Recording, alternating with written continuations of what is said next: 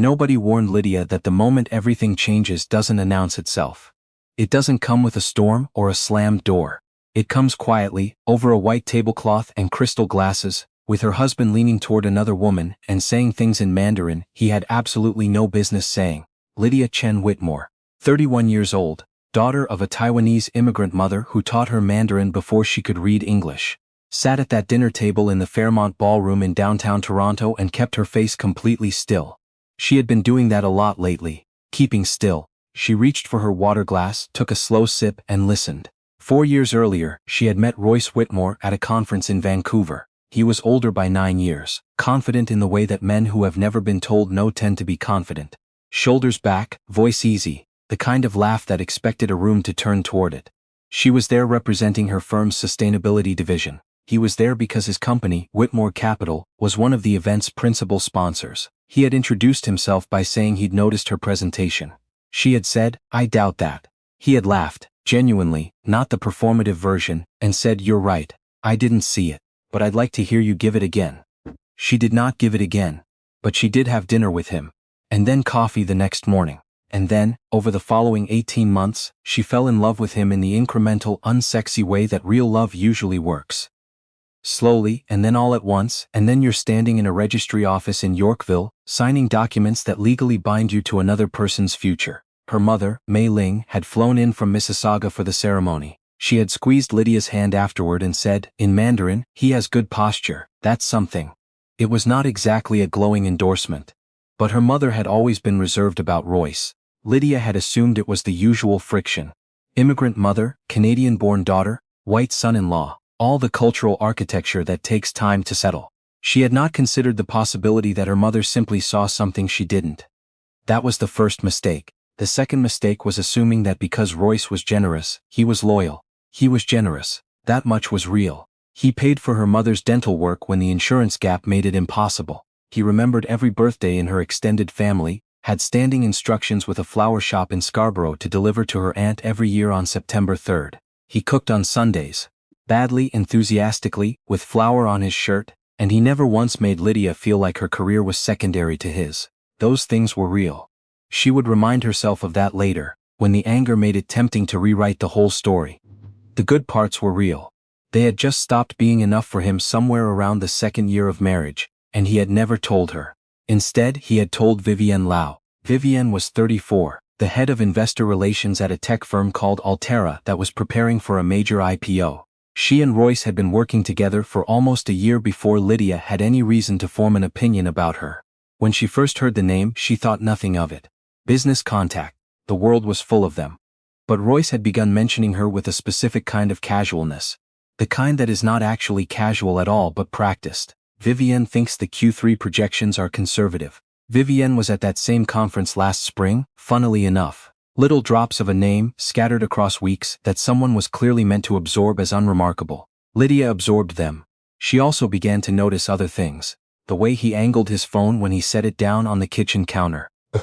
The way he was sometimes still awake at midnight, not watching anything, just sitting in the living room with a look on his face that she could only describe as withheld. The way he had started taking extra care with what he wore when he had evening events. Not dramatically. Not in a way that would register as suspicious to someone not paying attention. But she had washed and folded his clothes for 4 years and she noticed. She said nothing. She was not ready. The gala was for a hospital foundation.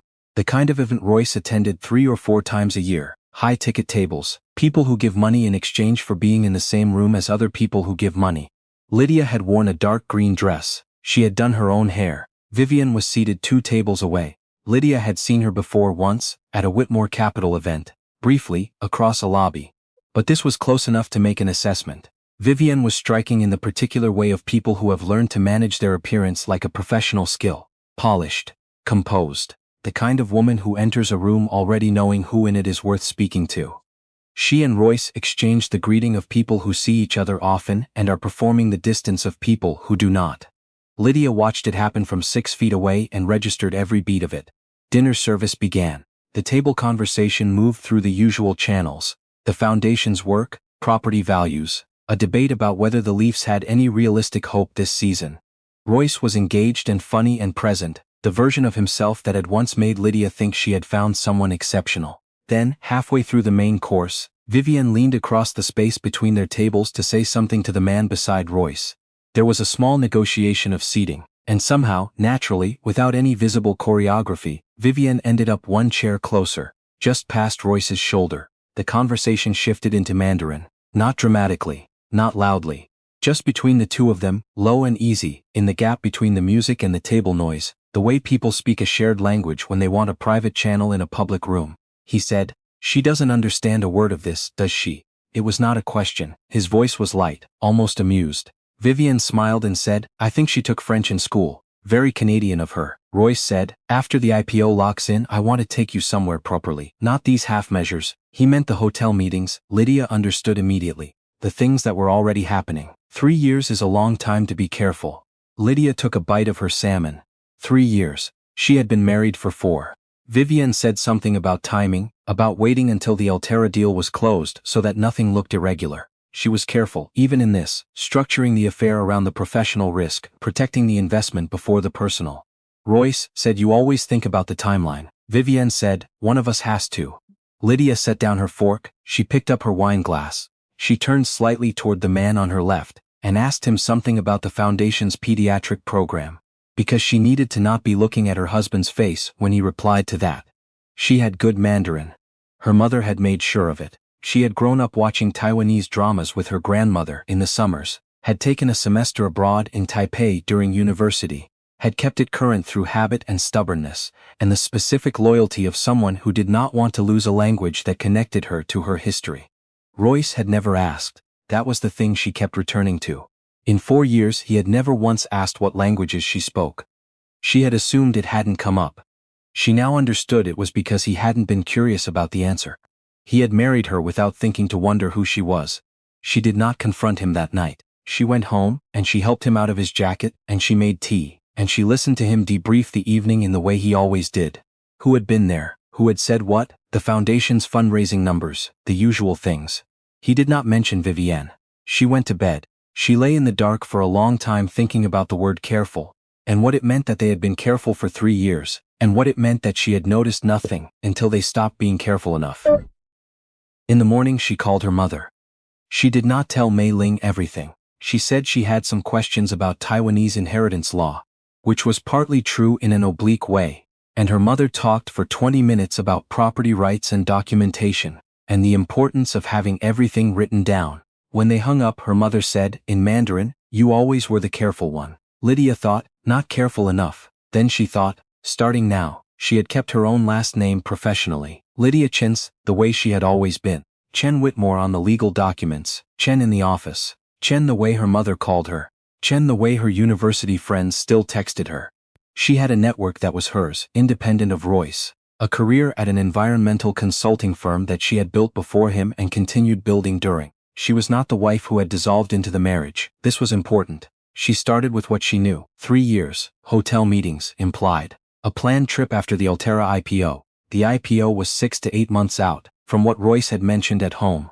She began to verify that independently, cross-referencing public filings with what she could infer from his schedule patterns. She did not tell anyone at the firm what she was doing. She did not tell her friends. She opened a separate email account on a personal device she bought, with cash from the Walmart in Etobicoke, the kind of small practicality she would have laughed at in a movie 6 months ago. She made an appointment with a family law lawyer. Not through her firm's referral network, which Royce could theoretically access. She found one through a friend of her cousin's in Hamilton, a woman named Patricia, who specialized in high-asset divorce, and who had, over the course of their first consultation, the particular quality of absolute unsurprisedness that Lydia found deeply reassuring. Patricia said, "Walk me through the assets." Lydia walked her through the assets. Patricia said, "And how long have you known?" Lydia said definitively, 3 weeks. Suspected? Longer. Patricia said, "What do you want the outcome to look like?" Lydia said, "I want it to be finished. Properly. Not fast, properly." Patricia nodded. "Then we take our time and we do it right." She did take her time. It was hard. That part never appears in the versions of these stories where the wronged party is always steely and composed and 3 steps ahead. The truth was that she cried in her car in a parking garage on Adelaide Street on a Tuesday afternoon, because a song from their first trip together came on the radio, and she had not been ready for it. The truth was that she made Sunday dinner, twice as usual, and sat across from him and watched him eat, and thought about how little she now recognized the person in front of her. The truth was that she had loved him. Genuinely, without reservation. The way you love someone when you believe the version of them they've shown you is the whole person. It cost something, figuring out it wasn't. She let herself feel that. She did not perform toughness she didn't have yet. She cried when she needed to. She ran along the waterfront when she needed to think. She called her mother 3 times a week and spoke in Mandarin about everything, except the specific thing that was happening, because she was not ready to give her mother the satisfaction of being right and the grief of knowing her daughter was hurting. She waited. She gathered. Royce was not discreet in the ways that matter. He was discreet about the texts. She never found evidence there. He had been careful. But he was not discreet about the financial architecture. People rarely are. Money leaves patterns the way water leaves rust. And Royce had been managing their joint accounts with a confidence that had always read to her as competence. And she now understood was partly a confidence that she would not look too closely. She looked. With Patricia's guidance, she identified payments that didn't correspond to any shared expense. Hotel bookings in her name, business dinners with no corresponding client on Royce's disclosed roster, a recurring transfer to an account she couldn't immediately trace. Patricia connected her with a forensic accountant, a careful man named Jeffrey, who worked out of a small office in North York, and who described his work with the quiet enthusiasm of someone who finds great satisfaction in finding things that weren't meant to be found. Jeffrey found several things. He found that Royce had been deprecating certain assets in ways that would affect the division of property if the marriage were to end. He found the account, a private one, set up 18 months ago, contributions irregular enough to suggest they were timed to be invisible. He found a pattern in the expense reporting from Whitmore Capital that would be very uncomfortable if it were ever examined by someone with appropriate authority. It wasn't fraud, exactly, not provably. Not in a way that would lead to charges. But it was the kind of irregular that makes institutional investors nervous. The kind that, if it became visible during an IPO process, say, the Altera IPO, in which Royce's firm had a significant advisory position, could raise questions that would take months to answer. The kind that could, depending on the timing, delay or damage a deal that had been years in the making. Vivian's deal. Lydia sat with this for a long time. She talked it through with Patricia. She thought about whether she wanted to use it, or whether it was enough to simply have it. She decided it was enough to have it. She was not interested in burning everything. She was interested in being seen clearly and compensated fairly, and released from a marriage that had been conducted in bad faith, from the moment the bad faith began. If that happened cleanly, if Royce understood what she had and chose to behave accordingly, then the Altera situation stayed private. That was her offer. She gave herself a deadline. She would approach him before the IPO filing, so that he had time to make a decision with clear eyes. She chose a Sunday. Sundays had always been theirs. The cooking, the slowness of the day, the absence of the professional performance, both of them maintained Monday through Friday. She had liked Sundays with him. She still did, in some compartmentalized way she had not yet fully resolved. She waited until after dinner. He was washing up at the sink. She sat at the kitchen table and set down a folder, and she said quietly, "Royce, I need you to sit down." He turned. He read something in her face and his expression shifted, the specific shift of someone who has been anticipating a conversation and hoped to postpone it indefinitely. He sat down. She said, "I want to tell you what I know, and then I want to tell you what I'd like to happen, and then I'd like you to respond without performing surprise. Can you do that?" He looked at the folder. He said, "Lydia," she said, "I know about Vivienne. I know about the timeline. I know about the hotel bookings. I know about the account." She paused. "I also know about the expense reporting, and I know what it would look like under scrutiny." She did not tell him how she knew the first part. She would never tell him about the Mandarin. That felt like something worth keeping. The knowledge that he had handed her the most important information himself, in a language he had never thought to ask if she spoke. He was very quiet for a long time. He said, eventually, "How long have you known?" She said, "Long enough." He said, "I didn't mean for it," and she raised her hand and he stopped. She said, "Here's what I'd like, a fair settlement. Not punitive, fair. The house, because we bought it together and my equity stake is documented and clear. A division of the joint accounts that reflects my contributions, which Patricia has outlined in the letter inside that folder, and a clean process. No delays, no counter-narratives, no involving mutual friends." She looked at him. "In exchange, I have no interest in the Altera situation becoming anyone else's concern." He said, "You'd really do that," she said. "I don't want to, but I need you to understand that I can." He picked up the folder. He did not open it. He set it down again. He said, "Who's Patricia?" She said, "My lawyer." He was quiet again. The kitchen was very still. The dishwasher was running and there was the particular sound of the neighborhood on Sunday evening, a dog somewhere, a car starting on the street, the low hum of the city going about its business. He said, "I didn't think you'd." She said, "No, you didn't." He agreed to the terms. It took 6 weeks of back and forth between Patricia and his lawyer, a man named Gerald, who called Patricia twice to test the edges of the arrangement, and was told both times, politely and with specificity, that the edges were not available for testing. There were moments where Lydia thought it might get ugly. One Friday night Royce sent a long text that was clearly drafted in anger, full of the kind of language people use when they want to recast themselves as the reasonable party.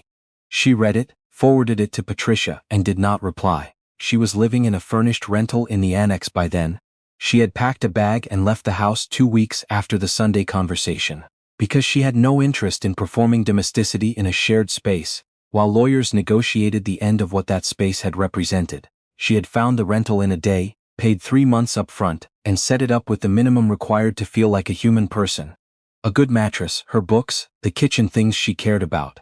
Her mother came to visit in the 4th week. She did not call ahead. Lydia opened the door and Mei Ling walked in with 2 bags of groceries from the T&T on Dundas and said, in Mandarin, "You should have told me sooner." Lydia said, "I know." Her mother put the groceries away in the kitchen with the focused efficiency she brought to everything she considered important. Then she came and sat down at the small table and looked at her daughter with the expression she had. The one that was not pity exactly, but something more specific and more useful than pity. She said, "What did you find out and when?" Lydia told her everything. About the gala. About the Mandarin. About what she had heard. Her mother was quiet for a long time. Then she said, "He never asked if you spoke it." Lydia said no. Her mother made a small sound. Not triumph, not quite grief, something in between. She said, "Your grandmother always said, a person who doesn't ask questions isn't curious. A person who isn't curious doesn't really see you." She paused. She was talking about something else. But it applies. The settlement was finalized on a Thursday in February, in Patricia's office in Bloor West Village. Lydia signed the last of the documents and felt something she had not anticipated. Not relief, exactly, but a specific kind of quietness. Like a sound you've stopped hearing and only notice is gone when the absence of it becomes audible. She shook Patricia's hand. She walked out into the February cold and stood on the sidewalk and thought about nothing for a moment. Then she called her mother. Mei Ling answered on the second ring. Lydia said, in Mandarin, "It's done." Her mother said, "Good, come for dinner Sunday. I'm making 3-cup chicken." The Altera IPO filed 2 months later. There was a brief period of what the financial press described as regulatory inquiry into the advisory structure of the deal. Nothing that derailed the offering, but enough friction to delay the launch window by 8 weeks. Lydia read about it in a Globe and Mail piece, noted the delay and moved on. She had not initiated that inquiry. She had not needed to. She was not sure what had happened exactly. She did not ask. She had kept her end of the arrangement, and whatever had or hadn't unraveled on Royce's side was not her business anymore. She still runs along the waterfront on Saturday mornings. The trail she uses runs from Harborfront west toward Humber Bay, and on clear days the lake looks like it goes on forever, which she finds disproportionately comforting for something that is factually a large freshwater body and not in fact infinite. She changed her name back, full Chen, no hyphenate, on everything. She thinks about what her grandmother said, filtered through her mother. Arrived at Lydia at a kitchen table in a furnished apartment in the coldest part of the year. A person who doesn't ask questions isn't curious. A person who isn't curious doesn't really see you. She thinks that might be the truest thing anyone ever said to her about what went wrong. Not the affair. The affair was just the surface of it. The thing that went wrong was that she had spent 4 years being loved by someone who had never bothered to learn who he was loving.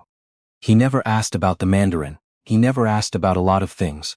She has a list, in her head, of questions she will ask the next person she decides to trust with her time.